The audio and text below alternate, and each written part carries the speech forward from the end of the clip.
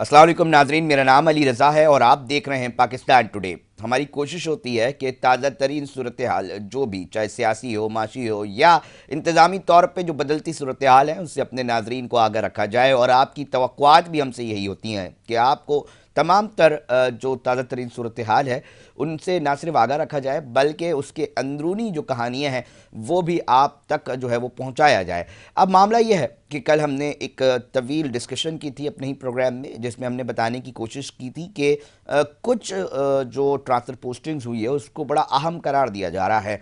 Letters निकले, और अगर हम बात करें ना सिर्फ ब्यूरोक्रेसी बल्कि महकमा पुलिस के जो अफसरान हैं उन्होंने भी उनको भी जो है वो मौत जो है वो अपने अपने ओहदों से हटाया गया था। और साथ जिस बी कंपनी का हम जिक्र अक्सर करते हैं कि जनाब सज़ा के तौर पर उसको जाना जाता है कि अगर उसको उस जगह पर ट्रांसफ़र कर दिया जाए और उसके पीछे सज़ा यकीनी तौर पे कुछ ना कुछ किया जाने की वजह से जो है वो दी जाती है। ये तसव्वुरात हैं, चीज़ें हैं जो चल रही हैं।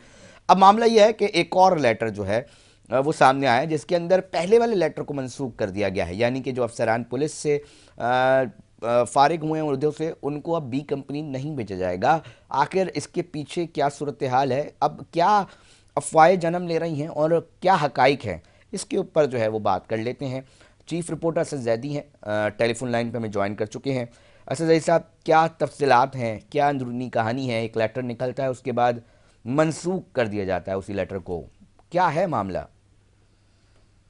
सबसे पहले तो अहम बात यह है कि कल हम इसी प्रोग्राम में आप और हम बात कर चुके हैं कि हो सकता है कि किसी आईजी साहब की ख्वाहिश हो, लेकिन उसके बाद हमने पिछले अदवार में भी देखा कि यही आईजी सिंध गुलाम नबी मेमन ऑर्डर करते हैं, लेकिन फिर कुछ एसएचओज इतने ताकतवर साबित होते हैं कि उनके इन ऑर्डर्स पर अमल दरामद नहीं होता। और फिर हमने ये बी कंपनी का पहले भी तमाशा देखा, भेजा गया with in few hours order तब्दील हुए, और फिर वो अफसरान जो मैं कल भी कह चुका हूं कि इतनी ताकत रखते हैं कि इंस्पेक्टर रैंक इतनी ताकत रखते हैं कि वो आईजी सिंध को मजबूर कर देते हैं, तो फिर यहाँ पर अपने हुक्मनामे को तब्दील करने के लिए यहाँ पर तो बात फिर 4-5 अफसरान की थी, एक नहीं। और फिर कल हमने ये भी कहा था कि हो सकता है सजा के तौर पर जिनसे ये जो मंसूब है, ये लोग जिनके साथ मुंसलिक होकर काम करते हैं या जिनकी वजह से जाने जाते हैं या जो पीछे पसे पुष्ट बैठे लोग हैं, उनकी कोई नाराजगी हो गई हो, कोई ऐसी बात हो गई हो, या फिर वही सिस्टम इनसे नाराज हो और सिस्टम चाहता हो कि ये पुराने वाले इनके बड़े थे उनकी जगह ये अब उनके आगे जो है वो अपनी तमाम गुजारिशात रखें, ना कि पहले वाले लोगों के पास जाएं।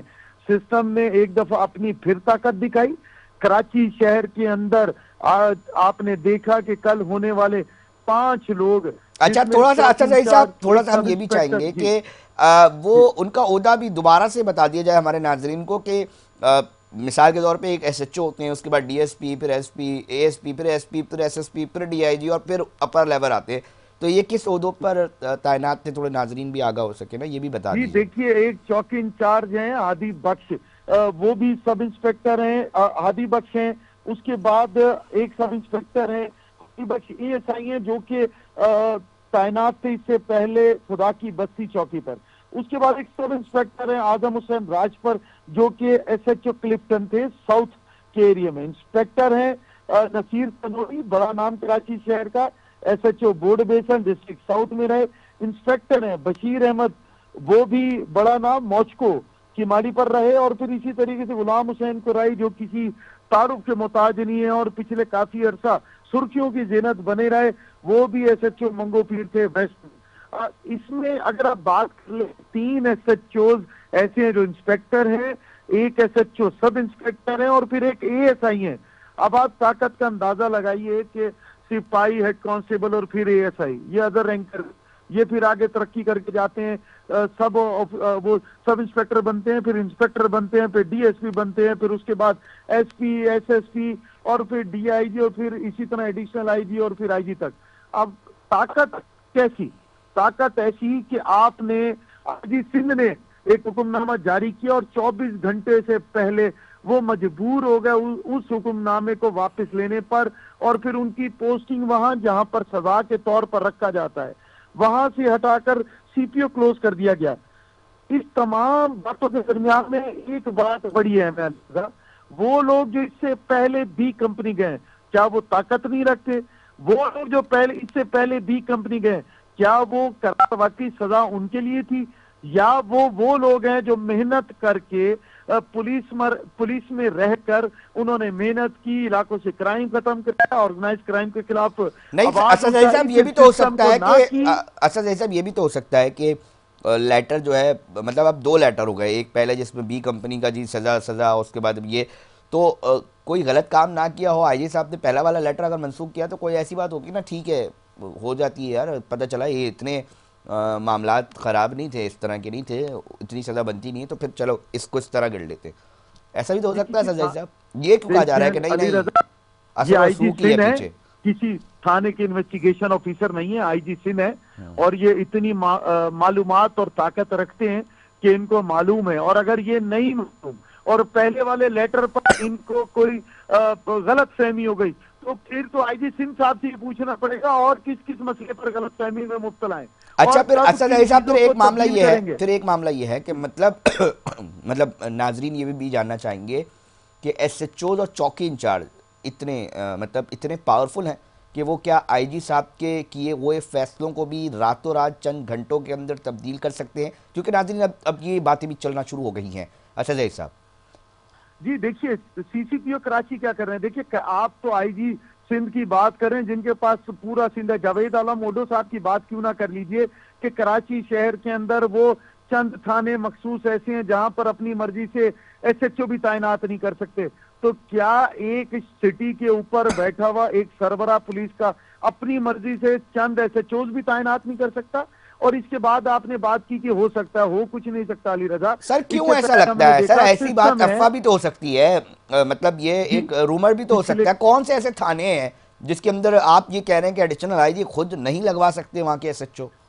आप मॉस्को की बात कर लें, आप साउथ के बेशतर थानों की बात कर लें, आप वेस्ट के बड़े सरजानी, खुदा की बस्ती, यहाँ जहां से ये लोग हटाए गए वहां की बात कर लें, आप उन जगहों को पॉइंट आउट कर लें जहां पर अब भी सिस्टम के तहत लोग लगे हुए हैं, जिस तरह असद अली डिस्ट्रिक्ट बटे साहब, हुए आप थे। जिन थानों के नाम ले रहे हैं जनाब, देखिए जी, बात ये, इधर आबादी जैसे दीगर थानों में है इस तरह ही है ना आबादी, तो इतने ये मखसूस थानों की इतनी अहमियत क्यों हासिल है कि आप कह रहे हैं जनाब ये सिर्फ मखसूस लोग ही थानेदार लगा सकते हैं? ये मतलब ये बात थोड़ी आम आदमी समझ नहीं पाएगा शायद असद अली साहब।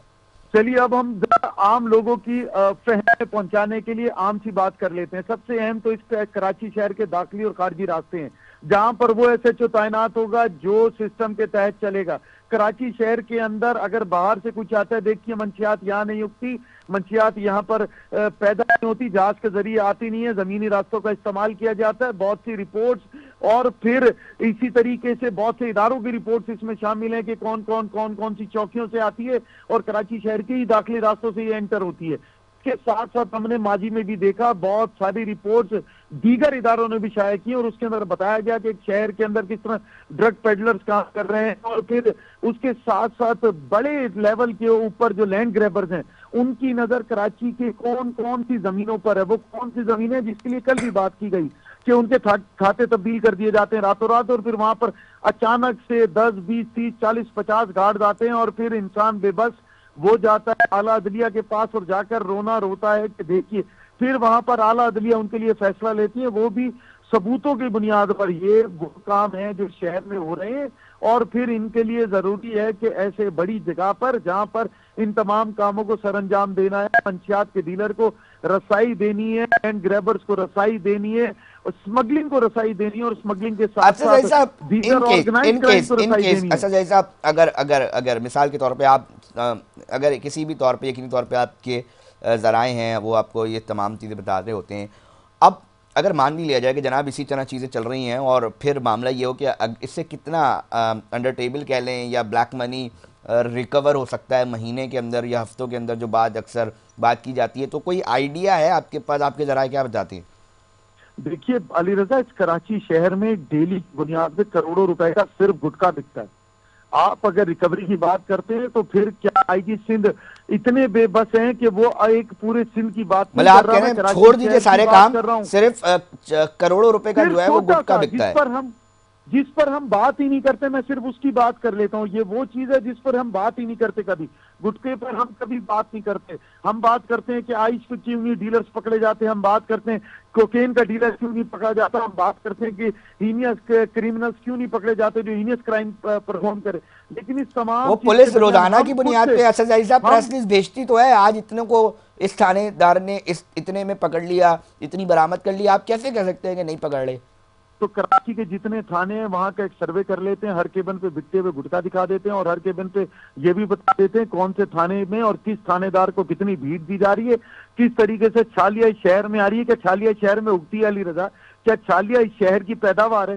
छालिया जाहिर सी बात है कहीं और से आ रही है। तो अगर सर मैं बात उसको करूं रोकने फिर के लिए दूसरी असद और अली साहब बात, बनाई हुई है ना टास्क फोर्स, वो काम कर तो रही है। तो टास्क फोर्स सिर्फ वहां पर काम करती दिखाई देती है जहां लगता यह है कि उनका दिया हुआ टास्क पूरा नहीं हुआ। वरना अगर अच्छा। सीधा सीधा जगह पर काम करना है तो फिर डेली की बुनियादों पर ये जितने इसके अंदर डेली बुनियादों पर एक एक डिस्ट्रिक्ट के अंदर भी अगर कार्रवाई होगी ना तो ये टास्क फोर्स एक महीने तक सो नहीं सकती है। अगर ये हर जगह पर एक दिन में एक कार्रवाई करे, मैं उसकी बात कर रहा हूं, रोज की बुनियाद पर एक डिस्ट्रिक्ट में एक कार्रवाई।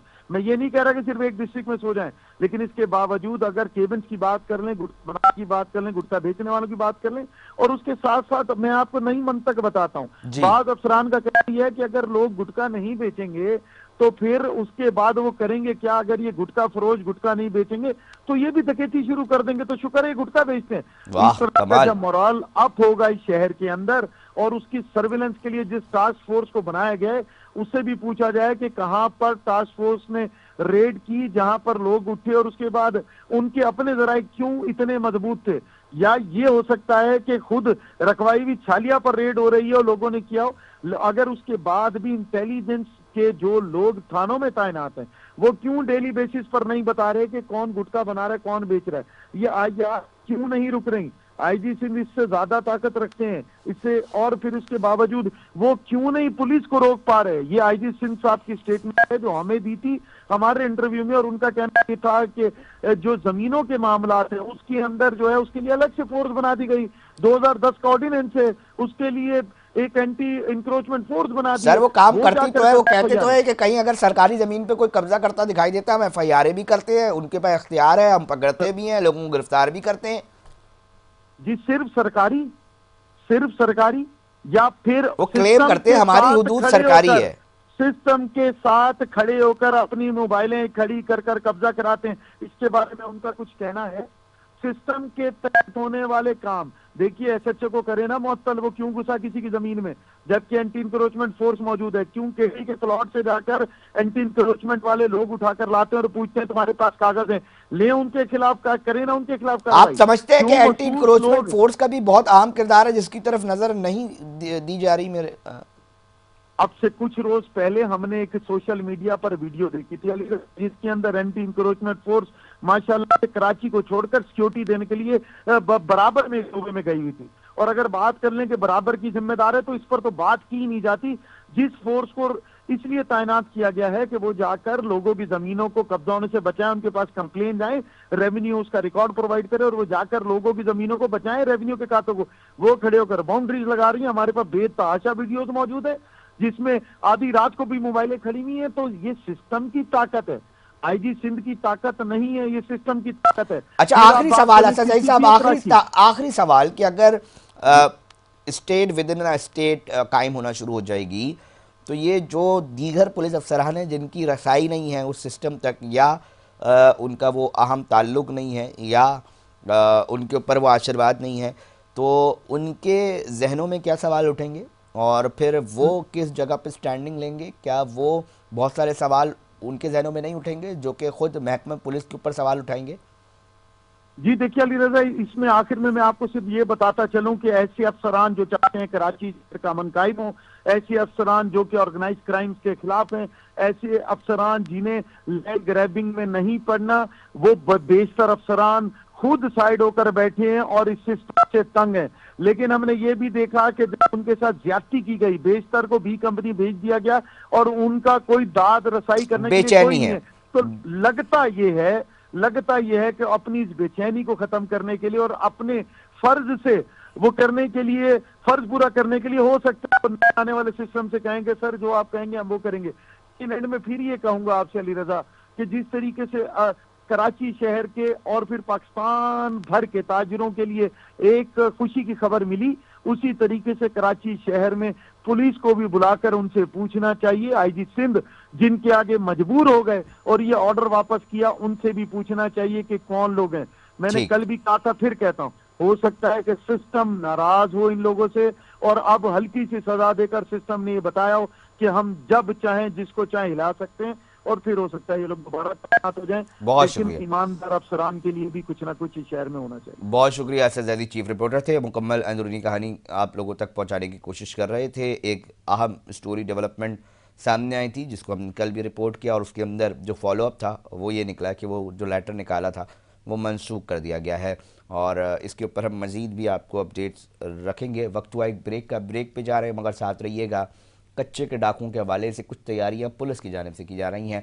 सिंध के वो कौन कौन से इलाके हैं जहाँ पर ये कच्चे के डाकू अपनी वारदातें करते हैं और फिर उन तमाम मकामात पर पहुँच जाते हैं जो कि सेफ़ हाउसेस कहलाते हैं, उनके जो महफूज घर कहलाते हैं, उधर चले जाते हैं, उसके ऊपर बात करेंगे।